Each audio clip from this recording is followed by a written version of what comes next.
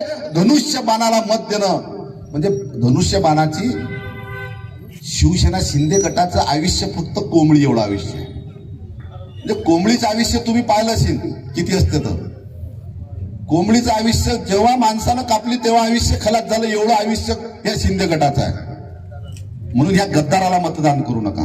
अरे हा एकनाथजी शिंदे तर भगव्याच्या आड लपलेला अक्षरशः सैतान आहे. या सैतानाला मत देऊ नका. सैतानाला मत देणं म्हणजे गद्दाराला मत देणं आहे. म्हणून माझी तुम्हाला नम्र विनंती आहे, मताचं विभाजन करू नका.